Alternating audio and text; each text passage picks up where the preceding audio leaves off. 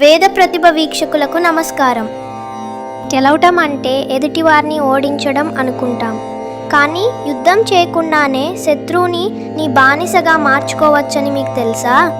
Modern psychology దీన్ని conflict resolution అంటుంది.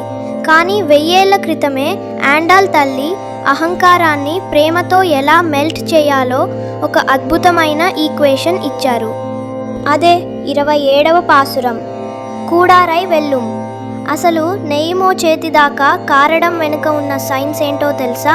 చూద్దాం రండి.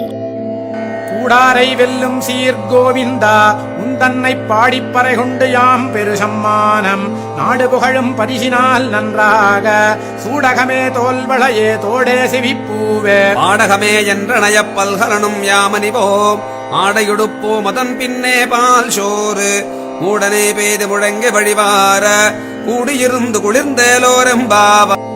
కూడారై వెల్లుం అంటే నిన్ను వ్యతిరేకించే వారిని కూడా నీ గుణాలతో గెలవడం. సైంటిఫిక్గా చెప్పాలంటే నెగటివ్ ఎనర్జీని అబ్జార్బ్ చేసుకుని పాజిటివ్గా మార్చే ఎనర్జీ ట్రాన్స్మ్యూటేషన్ ఇది. ఇక్కడ ఆండాల్ తల్లి నగలు అడుగుతున్నారు, పట్టు వస్త్రాలు అడుగుతున్నారు. ఎందుకు? అవి కేవలం వస్తువులు కావు. మనం ధరించే నగలు మన ఇంద్రియాలకు వేసే సంకెళ్ళు. అంటే నా కళ్ళు నీ వైపే చూడాలి, నా కాళ్ళు నీ దగ్గరికే నడవాలి. ఇదే అసలైన అలంకారం.